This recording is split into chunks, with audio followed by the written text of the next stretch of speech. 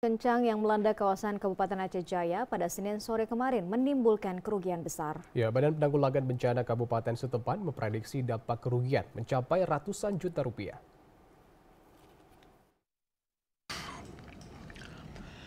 Angin kencang yang melanda daerah Aceh Jaya beberapa waktu yang lalu bukan hanya menyebabkan pohon tumbang, namun berbagai tempat usaha dan rumah warga ikut mengalami kerusakan.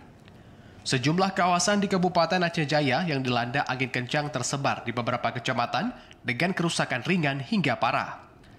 Berdasarkan data yang diterima dari BPBK Aceh Jaya, untuk dampak yang ditimbulkan dari bencana angin kencang diperkirakan mencapai ratusan juta rupiah.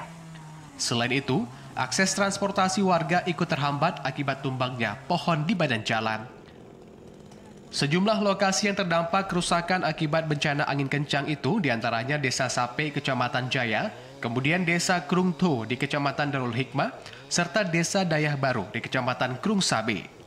Beruntung dalam kejadian ini tidak menimbulkan korban jiwa. Kepala Pelaksana BPBK Aceh Jaya, AG Suhadi mengatakan, angin kencang yang melanda Aceh Jaya berdampak pada beberapa lokasi. Menurutnya, untuk membantu para warga yang terdampak, pihaknya bersama dengan pihak terkait ikut membantu membersihkan puing-puing pohon yang tumbang dan penyaluran bantuan masa panik untuk para korban. Dampak yang ditimbulkan yang pertama kerusakan di unit usaha dan rumah penduduk dan alhamdulillah tidak menimbulkan korban jiwa, tetapi dari taksiran sementara secara keseluruhan akibat bencana angin kencang kemarin diperkirakan taksiran kerugian secara material mencapai 180 juta rupiah.